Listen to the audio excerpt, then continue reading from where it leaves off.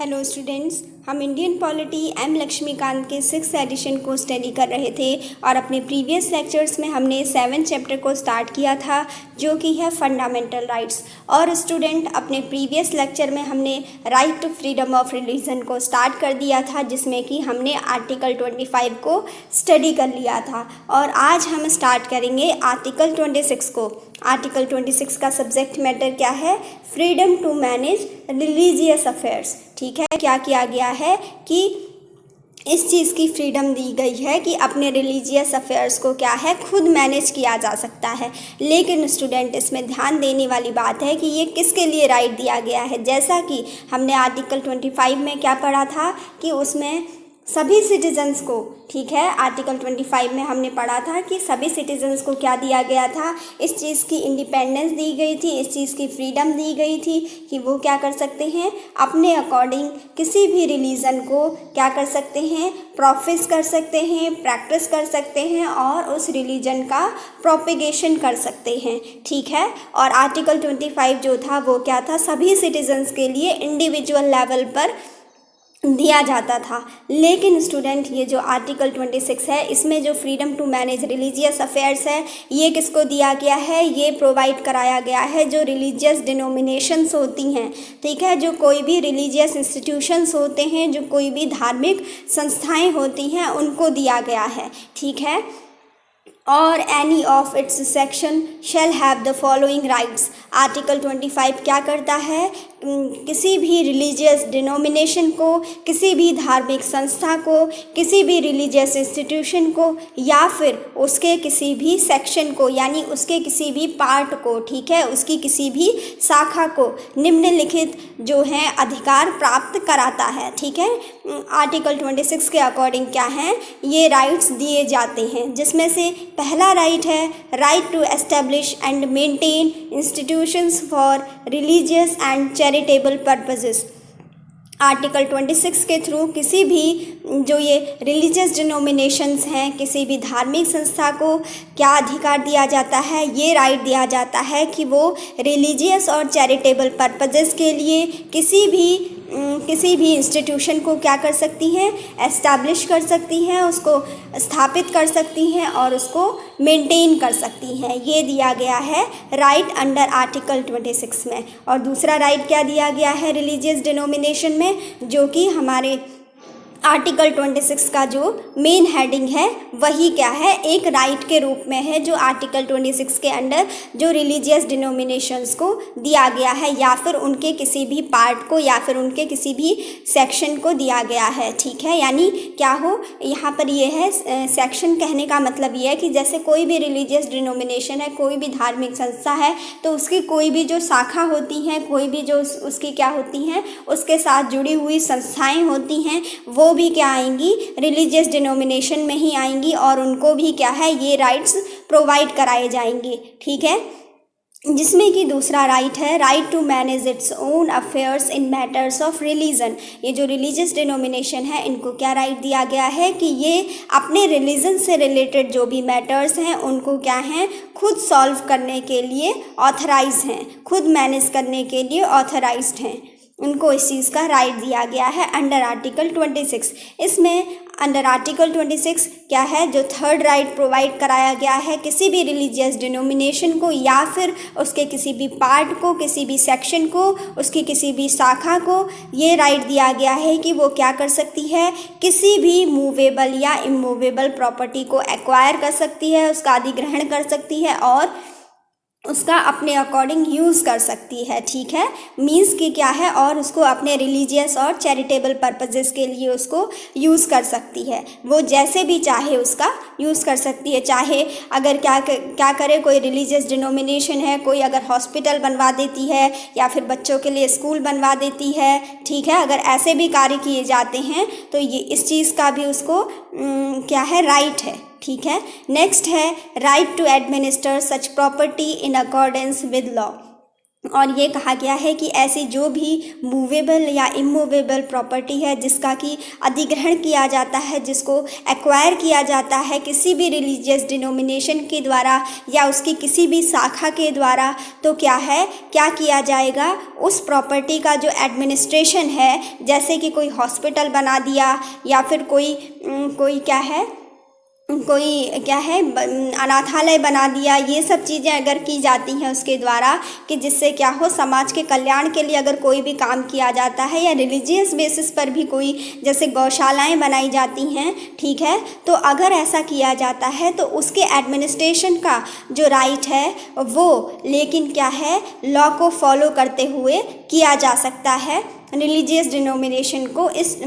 इस प्रकार का राइट भी दिया गया है। क्या राइट दिया गया है कि अगर वो कोई भी क्या करती हैं, जैसे एंडोमेंट से रिलीजियस डिनोमिनेशन को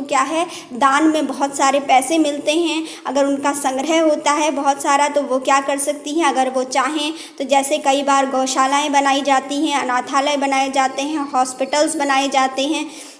तो क्या होता है, उसका एडमिनिस्टर भी वो रिलीजियस डिनोमिनेशन कर सकती है, लेकिन उसके लिए वो लॉ अबाइडिंग हो, यानी उसके जो प्रोविजंस हो एडमिनिस्टर करने के वो लॉ को फॉलो करते हुए बनाए गए हों, ठीक है। उसकी जो प्रोसेसिंग वो कर रहा है, जो एडमिनिस्ट्रेशन किया जा रहा है उस संस्था का या उस प्रॉपर्टी का जो भी उसने एक्वायर की है रिलीजियस डिनोमिनेशन ने, किसी भी धार्मिक संस्था ने, वो क्या होनी चाहिए, लॉ के अकॉर्डिंग होनी चाहिए, कानून के नियमों के अनुसार होना चाहिए, ठीक है। तो उसको भी एडमिनिस्टर करने का राइट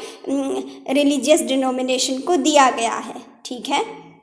उसके बाद स्टूडेंट इसमें हम देख लेते हैं आर्टिकल 25 और आर्टिकल 26 में क्या क्या सिमिलरिटीज़ हैं और क्या क्या डिफरेंसेस हैं। तो इसमें जो आर्टिकल 25 है स्टूडेंट, जैसा कि मैंने आपको बताया था कि उसमें क्या कहा गया है, आर्टिकल 25 का जो स्टेटमेंट है वो क्या है, article 25 says that all persons are equally entitled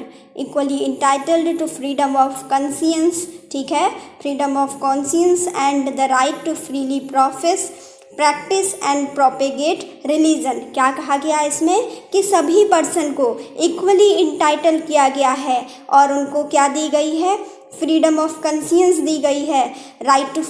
to freely profess दिया गया है, और practice and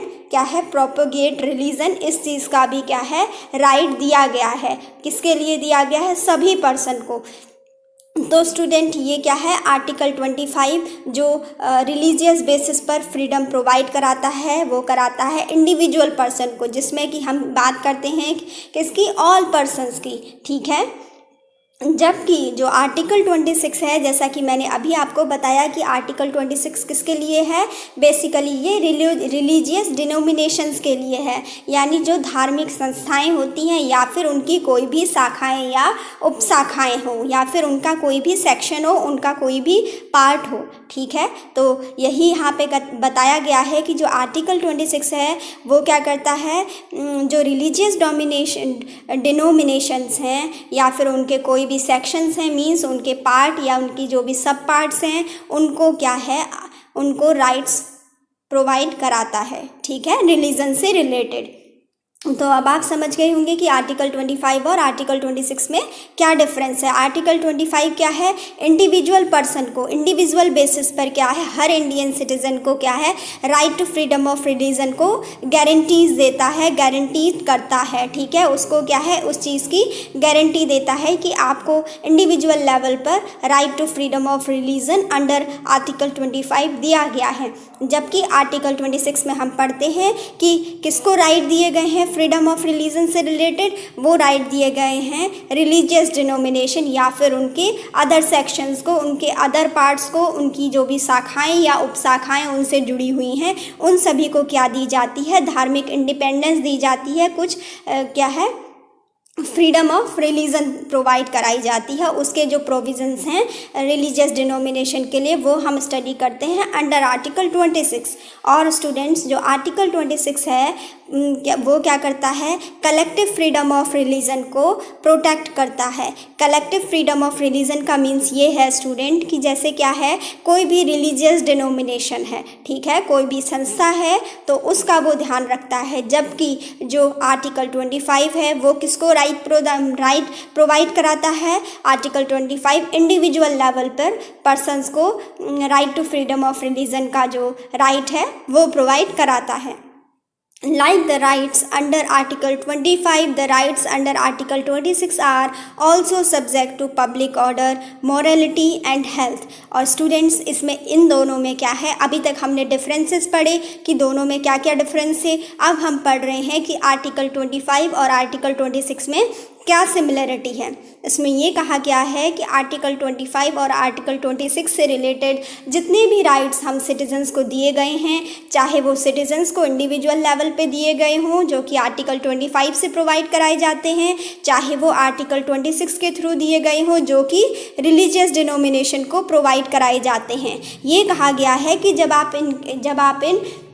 right to freedom of religion को क्या कर रहे हैं, इनको इन्जॉय कर रहे हैं, इनका इनेक्टमेंट कर रहे हैं, तो उस टाइम पे आपको ध्यान रखना होगा किन किन चीज़ों को, पब्लिक ऑर्डर को ध्यान में रखकर अपने राइट्स को इन्जॉय करना है, अपनी फ्रीडम को इन्जॉय करना है, मोरलिटी को देखते हुए करना है, हेल्थ को देखते हुए करना है। ठीक है, कि आपकी इन प्रैक्टिसेस को करने से आपके इन राइट्स का जब आप क्या है उनको प्रैक्टिस करते हैं अपने रिलीजन से रिलेटेड जो आपको राइट्स दिए गए हैं, आपको ध्यान रखना होगा कि आपके उस रिलीजन को प्रोफेस करने का जो तरीका है, जो प्रैक्टिस करने का जो तरीका है, जो प्रोपोगेट करने का जो तरीका है, ठीक है, वो चाहे इंडिविजुअल लेवल पर हो या फिर वो किसी रिलीजियस डिनोमिनेशन के द्वारा हो या फिर उसके किसी पार्ट या सब पार्ट के द्वारा हो। आप सभी को क्या ध्यान रखना होगा कि इससे पब्लिक ऑर्डर डिस्टर्बेंस ना हो, इससे मोरलिटी ना बिगड़े, ठीक है, मोरलिटी को कोई हानि ना हो और इससे क्या हो, पब्लिक हेल्थ अफेक्ट ना हो।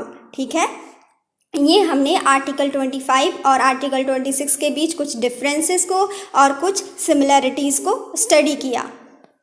नेक्स्ट है स्टूडेंट क्या है इसमें कि अब हम पढ़ेंगे कि जो सुप्रीम कोर्ट है उसने भी क्या है, जो ये रिलीजियस डिनोमिनेशन है उनके लिए क्या है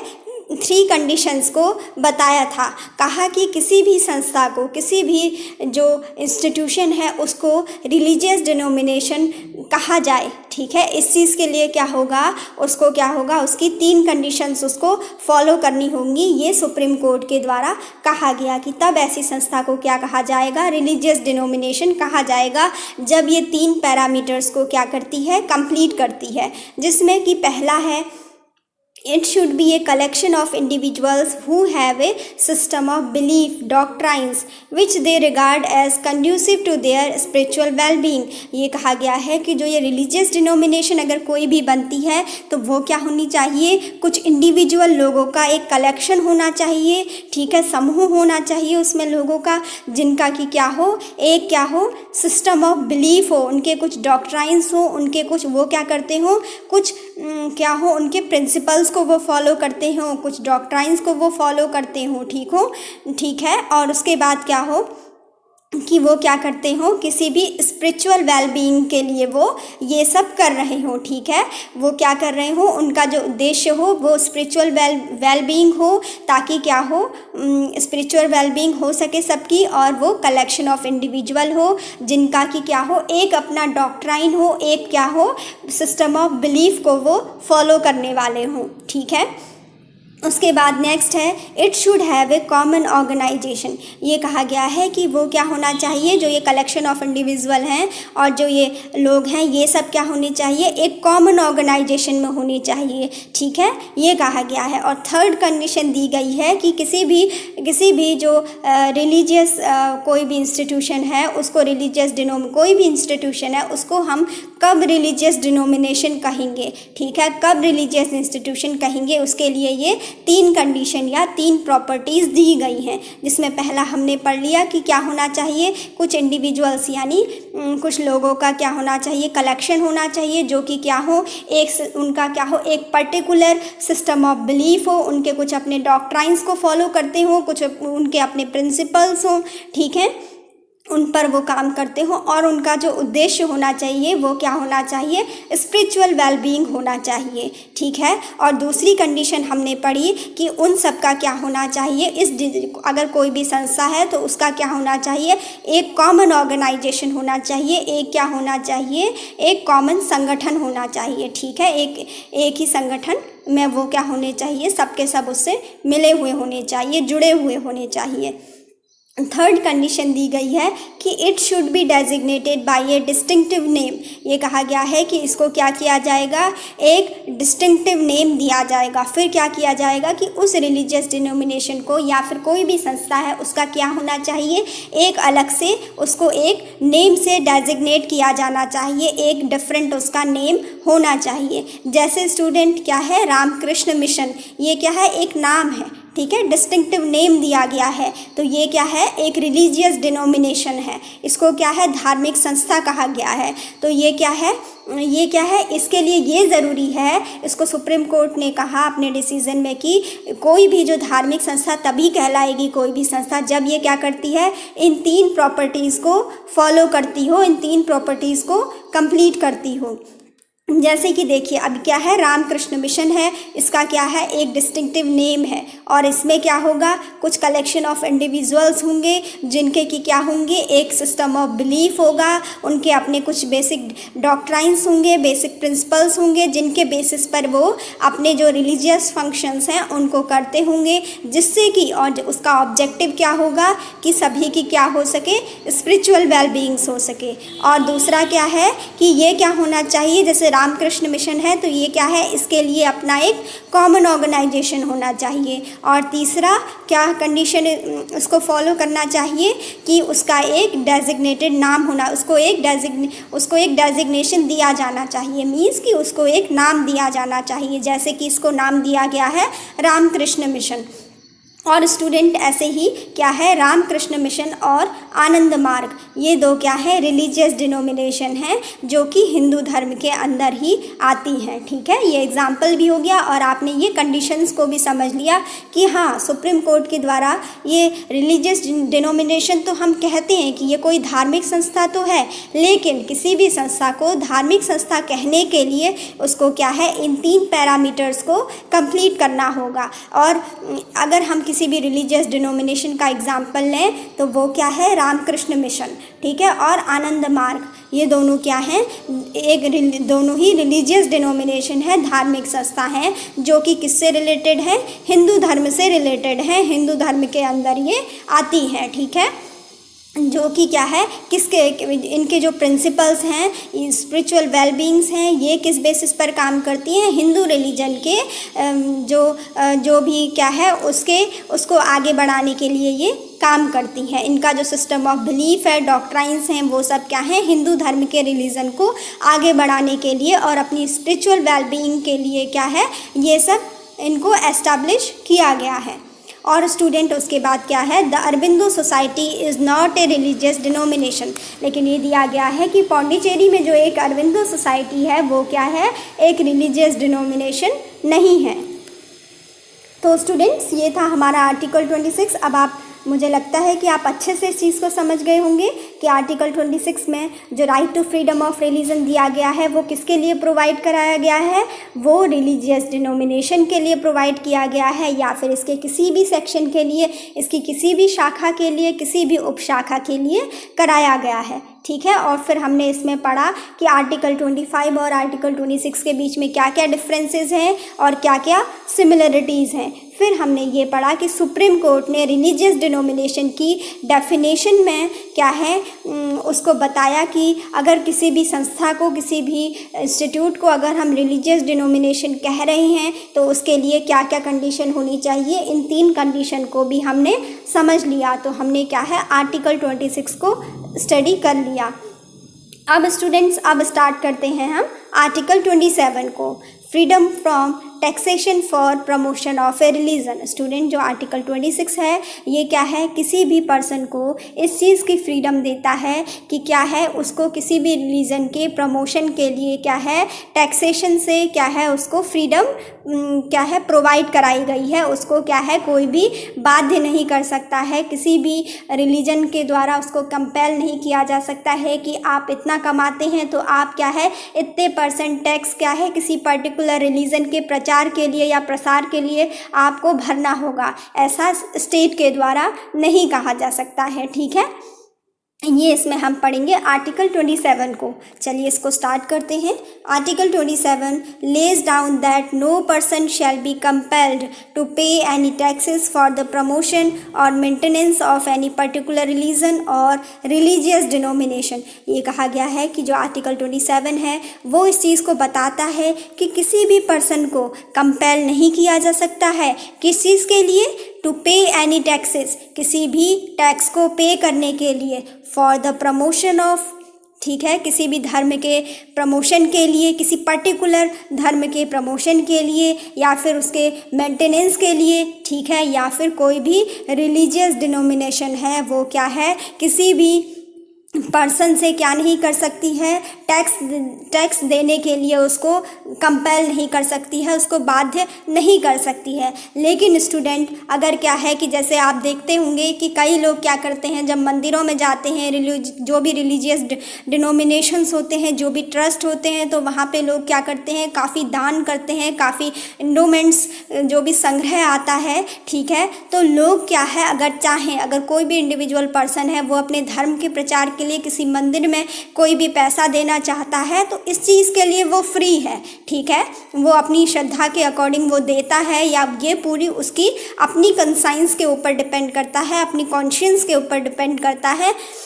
लेकिन स्टेट के द्वारा या फिर किसी भी पर्सन के द्वारा उसे क्या है कंपेल नहीं किया जा सकता है कि उसको इतना टैक्स या इतना अमाउंट क्या है देना ही देना है किसी भी रिलीजियस बेसिस पर, किसी भी रिलीजन के क्या है मेंटेनेंस के लिए या प्रमोशन के लिए, ठीक है। लेकिन अगर कोई पर्सन चाहे वो क्या है अपने रिलीजन को वो उसमें आस्था रखता है तो वो क्या कर सकता है किसी भी रिलीजियस डिनोमिनेशन में जाकर या फिर किसी भी टेम्पल में जाकर जो भी वो क्या है दान देना चाहता है वो दे सकता है, ठीक है, अपनी इच्छानुसार उसको वो दे सकता है। लेकिन इसमें आर्टिकल 27 इस चीज़ को बताता है कि उसको बाध्य नहीं किया जा सकता है, ठीक है, किसी के भी द्वारा, किसी भी पर्टिकुलर रिलीजन के, फिर चाहे प्रमोशन के लिए हो रहा हो चाहे मेंटेनेंस के लिए हो रहा हो, ठीक है, और कोई भी रिलीजियस डिनोमिनेशन भी किसी भी पर्सन को बाध्य नहीं कर सकती है, कंपेल नहीं कर सकती है कि आपको धर्म के प्रचार के लिए इतना टैक्स देना ही देना होगा, ऐसा नहीं कहा जा सकता है, ठीक है।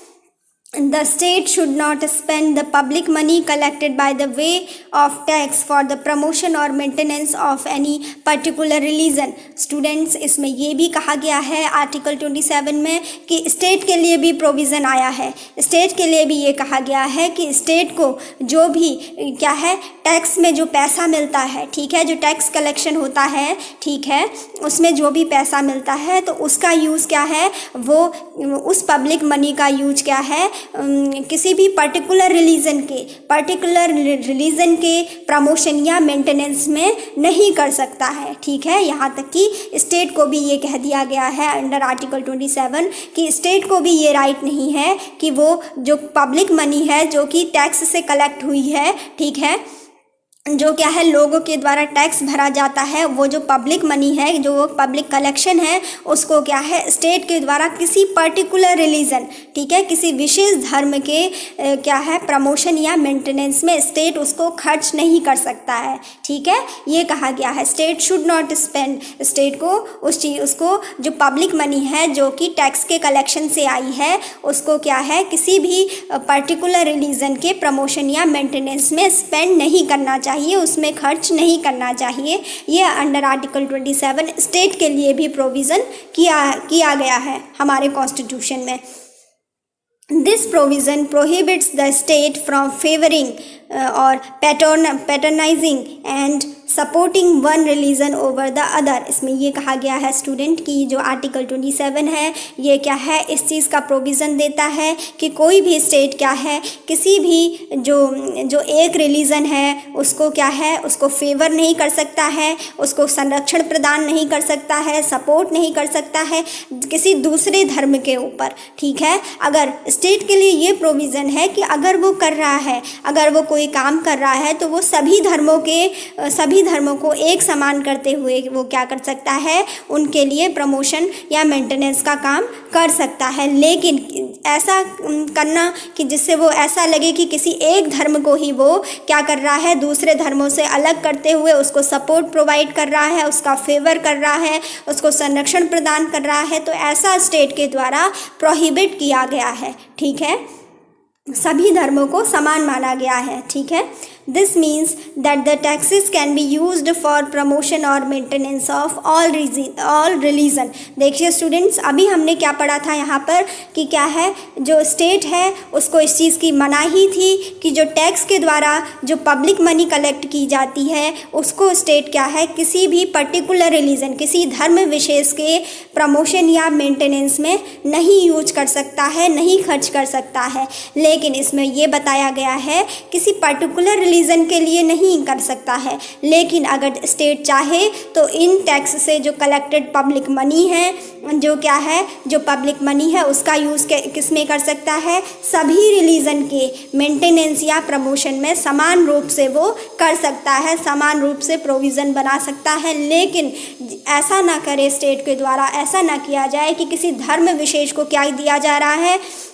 कोई फेवर प्रोवाइड कराया जा रहा है, उसकी क्या है, उसको संरक्षण प्रोवाइड किया जा रहा है, उसको सपोर्ट किया जा रहा है और उसे दूसरे धर्मों से ऊंचा दिखाने की कोशिश की जा रही है। तो ऐसा क्या है, प्रोविज़न अंडर आर्टिकल 27 स्टेट को क्या करता है, करने से प्रोहिबिट करता है, मना करता है। लेकिन ये कहा गया है कि अगर ये जो टैक्स का कलेक्शन, लोगों की जो ये पब्लिक मनी है जो कि टैक्स के कलेक्शन से आई है, लोगों से ही आई है, उसका जो यूज़ है वो स्टेट के द्वारा अगर चाहे तो वो क्या करेगी, समान रूप से सभी रिलीजन के, ठीक है, सभी रिलीजन के प्रमोशन या मेंटेनेंस में कर सकती है। लेकिन किसी पर्टिकुलर रिलीजन को ऊपर उठाने के लिए, उसको संरक्षण देने के लिए, उसको फेवर करने के लिए वो ऐसा नहीं कर सकती है। ये स्टेट के लिए भी प्रोविज़न बताए गए हैं कि स्टेट कोई भी किसी भी धर्म में क्या है, डिस्क्रिमिनेशन नहीं करेगी। ये अंडर आर्टिकल 27 हमको प्रोवाइड कराया गया है। और इसका जो मेन सब्जेक्ट मैटर है आर्टिकल 27 का, वो क्या है कि ये किसी भी पर्सन को क्या है, जो कि इस चीज़ से फ्रीडम देती है कि उसको कोई भी रिलीजियस डिनोमिनेशन, कोई भी पर्टिकुलर रिलीजन क्या है, कोई भी पर्सन क्या है या स्टेट क्या है, उसको कंपेल नहीं कर सकते हैं कि वो किसी भी धर्म के प्रमोशन के लिए या मेंटेनेंस के लिए, ठीक है, क्या करे, टैक्स को पे करे। ठीक है, इस चीज़ की फ्रीडम दी गई है सिटीजन्स को। Freedom from taxation for promotion of A religion, ये क्या है, आर्टिकल 27 की ही ये हेडिंग है। ठीक है, जिसमें कि जो हमारी मेन चीज़ है वही इस लाइन में कही गई है कि क्या किया जाएगा, किसी भी पर्सन को इस चीज़ की फ्रीडम दी जाएगी कि क्या है, उसको इस चीज़ के लिए बाध्य नहीं किया जाएगा कि उसको क्या है, किसी भी रिलीजन के प्रमोशन के लिए या मेंटेनेंस के लिए या फिर किसी रिलीजियस डिनोमिनेशन को चलाने के लिए टैक्स क्या करना होगा, पेमेंट देना होगा। ऐसा क्या है, इस चीज़ की उसे फ्रीडम दी गई है कि क्या है, ऐसा उसे किसी भी प्रकार का रिलीजियस बेसिस पर टैक्स देने की कोई भी ज़रूरत नहीं है। ठीक है, उससे इसको प्रोटेक्शन प्रोवाइड कराया गया है। This provision prohibits only levy of a tax not a fee. लेकिन स्टूडेंट अंडर आर्टिकल 27 एक और इम्पॉर्टेंट चीज़ बताई गई है कि क्या है, जो आर्टिकल 27 है वो क्या करता है, लेवी ऑफ टैक्स को तो मना करता है कि क्या है कि किसी भी पर्सन के ऊपर क्या है कि रिलीजियस बेसिस पर कोई टैक्स नहीं लगाया जा सकता है, कोई टैक्स का इम्पोजिशन नहीं किया जा सकता है। लेकिन क्या है, उस पर रिलीजियस बेसिस पर कोई फ़ी चार्ज की जा सकती है। ठीक है, आप जो फ़ी है उसको और टैक्स को एक नहीं मान सकते हैं, ठीक है। फ़ी को चार्ज किया जा सकता है स्टेट के लिए। स्टूडेंट, फ़ी इसलिए चार्ज की जा सकती है रिलीजियस बेसिस पर कि मान लीजिए जैसे अमरनाथ यात्रा की जाती है, अमरनाथ यात्रा होती है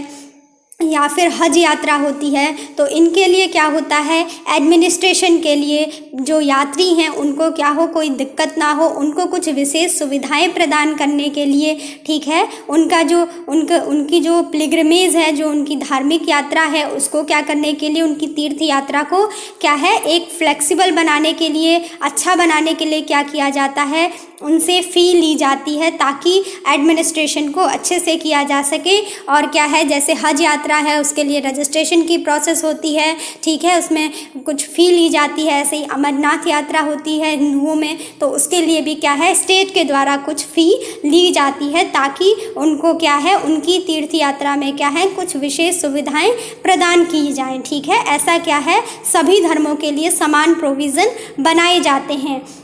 ताकि फ़ी इसलिए ली जाती है ताकि क्या किया जाए, एडमिनिस्टर करने में उस चीज़ को क्या हो, आसानी हो, ठीक है। तो इसको क्या है, टैक्स से कंपैरिजन मत करिएगा। क्या है, टैक्स लेना मना है। आर्टिकल 27 में क्या है, टैक्स जो है कोई भी धार्मिक संस्था, कोई भी धर्म के बेसिस पर क्या है, किसी भी पर्सन से नहीं ले सकता है। लेकिन अब फ़ी क्या है, फ़ी ली जा सकती है, फ़ी चार्ज की जा सकती है, क्योंकि क्या है, किसी भी रिलीजियस डिनोमिनेशन को या फिर किसी भी धार्मिक संस्था का अगर क्या करना है, मेंटेनेंस करना है, एडमिनिस्ट्रेशन करना है, ताकि उससे क्या हो, लोगों को सुविधा हो, इस चीज़ के लिए क्या है, फ़ी को चार्ज किया जा सकता है। आप मेनली ये कॉन्सेप्ट इसमें एग्ज़ाम के लिए समझिए कि फ़ी को चार्ज किया जा सकता है अंडर आर्टिकल 27 रिलीजियस बेसिस पर। लेकिन किसी भी टैक्स का, किसी भी प्रकार के टैक्स का इम्पोजिशन करना क्या है, प्रोहिबिट है अंडर आर्टिकल 27 रिलीजियस बेसिस पर, ठीक है। This is because the purpose of a fee is to control secular administration of religious institutions and not to promote और मेंटेन रिलीजन। ये कहा गया है स्टूडेंट कि फ़ी को जो चार्ज किया जाता है, जो फ़ी का जो पर्पज़ है वो किस लिए है कि कंट्रोल किया जा सके, सेक्युलर एडमिनिस्ट्रेशन को बनाकर रखा जा सके रिलीजियस इंस्टीट्यूशंस में, ठीक है। और इसका उद्देश्य क्या है, किसी भी पर्टिकुलर रिलीजन को प्रमोट या मेंटेन करना नहीं है। क्या है, वो एडमिनिस्ट्रेशन पर्पजेज से लिया जाता है ताकि जो भी तीर्थयात्री हैं, जो भी क्या हैं, रिलीजियस डिनोमिनेशन से रिलेटेड लोग हैं, उनको क्या हो, जब वो वहाँ जाएं तो उनको क्या हो, कुछ बेसिक फैसिलिटीज़ प्रोवाइड कराई जा सके और इससे क्या हो, प्रशासन को एडमिनिस्ट्रेशन में क्या हो, वो ईज़ हो, यानी उनको क्या हो, उसमें थोड़ा फ्लेक्सिबिलिटी हो। A fee can be levied on pilgrims to provide them some special services और safety measures। जैसा कि स्टूडेंट्स मैंने अभी आपको बताया कि फ़ी क्यों ली जाती है, फ़ी उन पर इसीलिए चार्ज की जाती है ताकि क्या किया जाए, जो पिलग्रिम्स हैं, जो क्या हैं, तीर्थयात्री हैं, उनको क्या दिया जाए, कुछ क्या हैं, स्पेशल सर्विसेज और सेफ्टी मेजर्स क्या हैं, उनकी यात्रा के दौरान प्रोवाइड कराए जा सकें, ठीक है। A fee can be levied on religious endowments for meeting the regulation expenditure, ठीक है। ये कहा गया है कि जो रिलीजियस एंडोमेंट्स होती हैं, ठीक है, वहाँ पर भी क्या है, कुछ फ़ी लगाई जाती है ताकि क्या किया जा सके, जो उनके खर्चे हैं, जो उनको कंट्रोल करने के लिए, जो उनके रेगुलेशन करने के लिए जो उनका एक्सपेंडिचर आता है, उसको क्या किया जा सके, थोड़ा सा उसमें हेल्प मिल सके, ठीक है। इसीलिए फ़ी का क्या है, प्रोविज़न कुछ जगह किया जाता है। स्टूडेंट्स, तो ये था हमारा आर्टिकल 27 जिसमें कि हमने पढ़ा freedom from taxation for promotion of A religion. और हमने ये पढ़ा, इसमें मेन चीज़ आपको ये ध्यान रखना है कि अंडर आर्टिकल 27 कोई भी पर्सन आपसे क्या है, आपको क्या है, उस रिलीजन के बेसिस पर क्या है, आपको कंपेल नहीं कर सकता है कि आपको किसी भी पर्टिकुलर रिलीजन के प्रमोशन या मेंटेनेंस के लिए टैक्स देना ही देना होगा। इस चीज़ के लिए कोई आपको बाध्य नहीं कर सकता है। लेकिन स्टूडेंट क्या है कि जो फ़ी ली जाती है उसको क्या है, फ़ी को लिया जाना क्या है, एक एडमिनिस्ट्रेशन रीज़न है उसका, जिससे कि जो भी क्या है, पिलग्रिम्स हैं, जो तीर्थयात्री हैं, उनको क्या प्रोवाइड कराई जा सके, कुछ स्पेशल सर्विसेज प्रोवाइड कराई जा सकें और सेफ्टी मेजर्स दिए जा सकें। तो आपसे एग्ज़ाम में ये फ़ी वाला कॉन्सेप्ट पूछा जा सकता है। ठीक है, आपको क्या करना है, अगर वहाँ पर जो फ़ी है उसकी छूट नहीं दी गई है अंडर आर्टिकल 27, ठीक है, फ़ी लगाई जा सकती है, इसको ध्यान रखिएगा। नेक्स्ट अब हम पढ़ते हैं जो कि right to freedom of religion से, जो आर्टिकल 25 से 28 तक है। इसमें क्या है, अब ये right to freedom of religion से हमारा लास्ट आर्टिकल है, आर्टिकल 28, तो इसको हम समझते हैं। स्टूडेंट, इसका सब्जेक्ट मैटर क्या है, इसकी हेडिंग में दिया गया है freedom from attending religious instructions. क्या दी गई है, किसी भी पर्सन को इस चीज़ की फ्रीडम दी गई है कि क्या है, उसको रिलीजियस इंस्ट्रक्शन को अटेंड करना है या फिर नहीं करना है। इसका क्या है, किसी भी पर्सन को फ्रीडम प्रोवाइड की गई है अंडर आर्टिकल 28, तो इसको समझते हैं।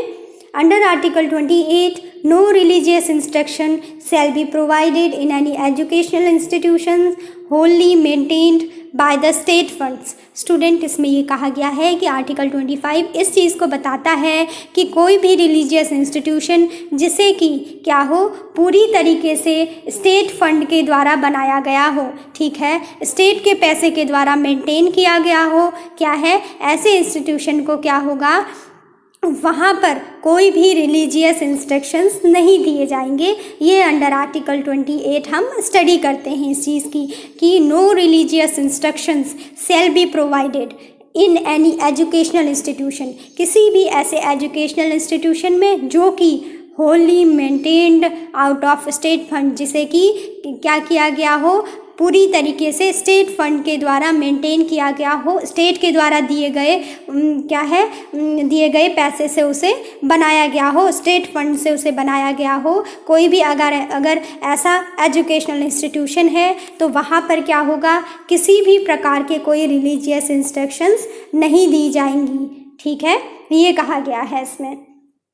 नेक्स्ट है, this provision shall not apply to any educational institution administered by the state but established under any endowment or trust requiring imparting of religious instruction in such institution. Students, अभी हमने पहले point में ये पढ़ा, article 28 के पहले clause में हम ये पढ़ते हैं कि स्टेट के द्वारा अगर कोई भी क्या है एजुकेशनल इंस्टीट्यूशन ऐसा है कि जिसे क्या है पूरी तरीके से स्टेट फंड के द्वारा बनाया गया है, यानी उसको बनाने में स्टेट का पैसा लगा है पूरी तरीके से, तो वहाँ पर क्या है, रिलीजियस इंस्ट्रक्शंस नहीं प्रोवाइड कराए जाएंगे, कोई भी रिलीजियस जो इंस्ट्रक्शन है वो नहीं दिए जाएंगे।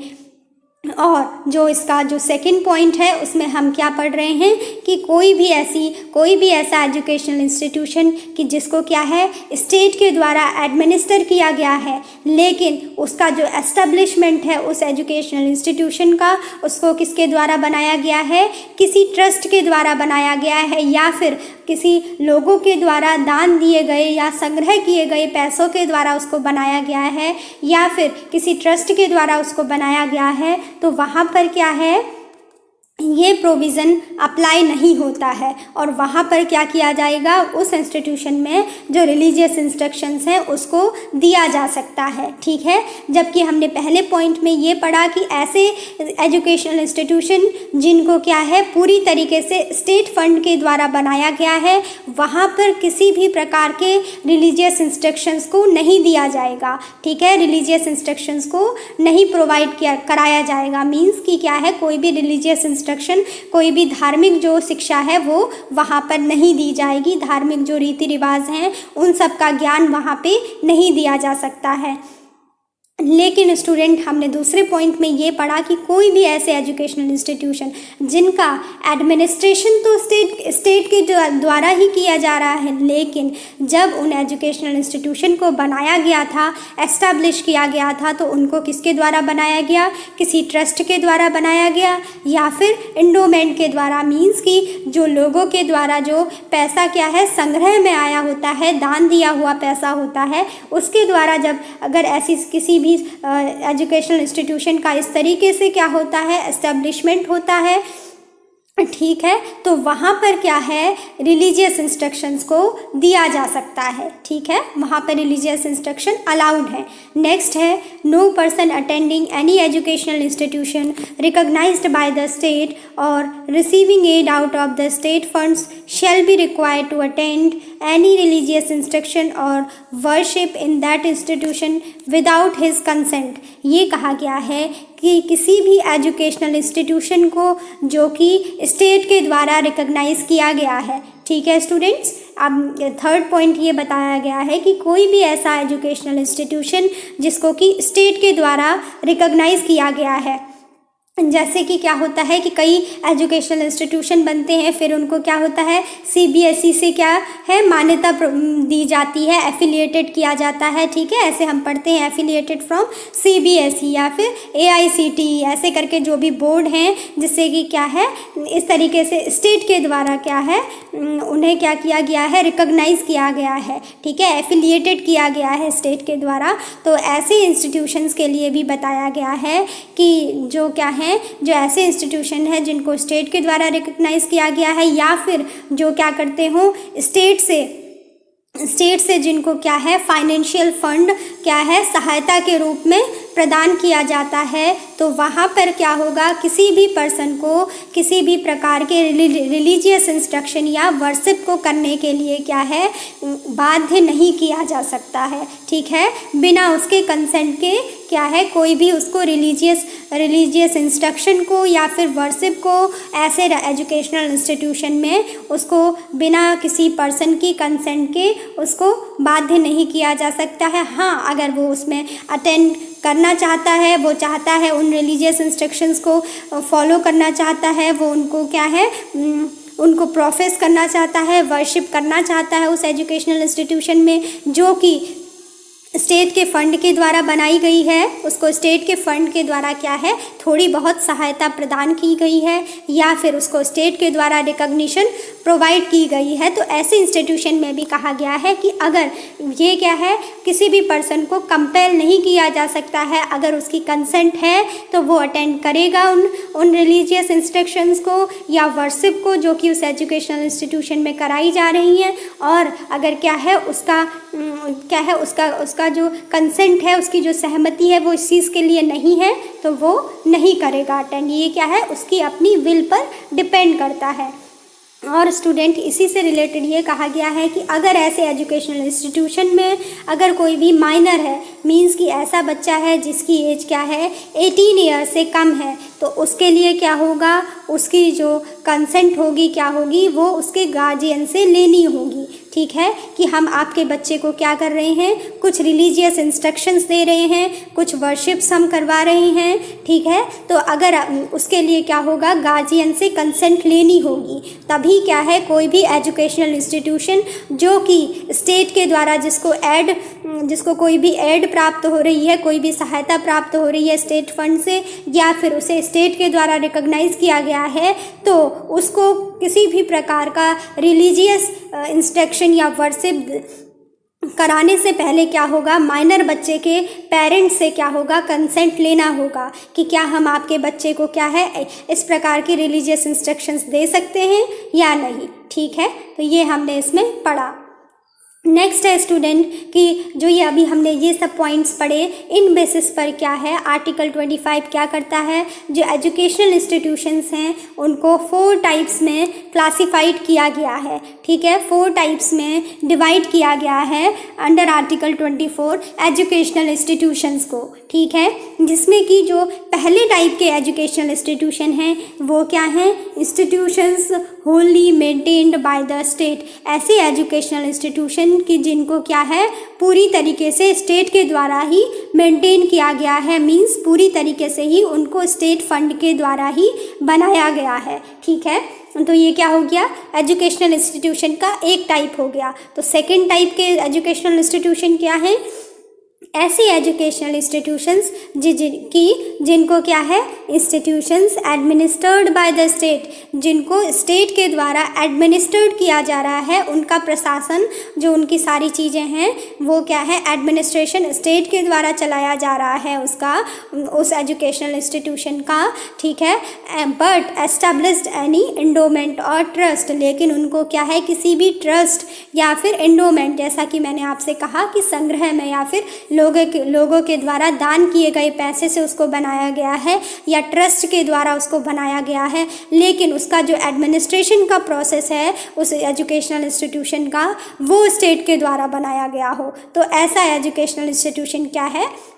ये भी क्या है, इसकी एक कैटेगरी है। फिर है थर्ड आता है ऐसे एजुकेशनल इंस्टीट्यूशंस जिनको कि क्या किया गया हो, रिकॉग्नाइज किया गया हो स्टेट के द्वारा, institutions recognised by the state. तो इसमें क्या आता है कि जैसे कोई भी एजुकेशनल इंस्टीट्यूशन है उनको क्या है, CBSE से एफिलिएटेड कर दिया जाता है, ठीक है, तो तब से वो क्या कहलाते हैं, स्टेट रिकॉग्नाइज्ड कहलाते हैं, ठीक है। तो ये क्या हो गया, एजुकेशनल इंस्टीट्यूशन का थर्ड टाइप हो गया। फोर्थ टाइप है institutions receiving aid from the state. देखिए ऐसे एजुकेशनल इंस्टीट्यूशन जो कि क्या कर रहे हो, जिनको बनाने के लिए क्या है, कुछ ना कुछ हेल्प, पूरी तरीके से नहीं लेकिन क्या है, थोड़ी बहुत सहायता स्टेट के द्वारा प्रोवाइड कराई जा रही है स्टेट फंड के रूप में, ठीक है। तो ये क्या है, आर्टिकल 28 क्या है, जो एजुकेशनल इंस्टीट्यूशन है उनको क्या है, 4 टाइप्स में डिवाइड करता है, जिसमें से कि स्टूडेंट्स हमने क्या पढ़ा था कि जो ये पहली टाइप का जो एजुकेशनल इंस्टीट्यूशंस हैं, जिसमें कि हमने पढ़ा कि क्या है, ऐसे इंस्टीट्यूशंस की जिनको क्या है, Holi maintained by the state, जिनको पूरी तरीके से स्टेट फंड के द्वारा बनाया गया है, ठीक है। तो ऐसे एजुकेशनल इंस्टीट्यूशन के लिए कहा गया है कि इनको क्या करना होगा, इनको यहाँ पर कोई भी रिलीजियस इंस्ट्रक्शंस नहीं दिए जा सकते हैं, ठीक है। पहले जो है अंडर आर्टिकल 25 जो ये पहले टाइप के एजुकेशनल इंस्टीट्यूशन है, इनके लिए कहा गया है कि जिनमें सारा फंड स्टेट के द्वारा दिया जाता है, तो उन पर क्या होगा, किसी भी प्रकार के रिलीजियस इंस्ट्रक्शंस नहीं दिए जाएंगे, परमिटेड नहीं होंगे। और स्टूडेंट्स जो नेक्स्ट है, जिसमें कि हमने कहा कि एडमिनिस्ट्रेशन तो स्टेट के द्वारा किया जाता है, लेकिन ऐसे एजुकेशनल इंस्टीट्यूशन को बनाया किसके द्वारा गया है, किसी भी ट्रस्ट या एंडोमेंट के द्वारा बनाया गया है। जैसा कि हमने क्या पढ़ा था कि ऐसा ये प्रोविज़न क्या होगा, उन पर अप्लाई नहीं होता है, और वहाँ पर क्या है, कुछ न कुछ रिलीजियस इंस्ट्रक्शंस क्या हैं, ऐसे इंस्टीट्यूशंस में अप्लाई किए जा सकते हैं, ठीक है। हमने पढ़ा कि जो दूसरे टाइप के हैं वहाँ पर क्या होगा, इसमें क्या होगा, रिलीजियस इंस्ट्रक्शंस दिए जा सकते हैं। और जो थर्ड टाइप के इंस्टीट्यूशंस हैं उनमें क्या है, institutions recognised by the state, ठीक है। और ये भी हमने यहाँ पे पढ़ लिया था कि जो ऐसे इंस्टीट्यूशंस हैं, ऐसे एजुकेशनल इंस्टीट्यूशन हैं जिनको स्टेट के द्वारा रिकॉग्नाइज किया गया है, या फिर जो क्या कर रहे हैं, स्टेट से किसी भी प्रकार की एड ले रहे हैं, किसी भी प्रकार की हेल्प ले रहे हैं, तो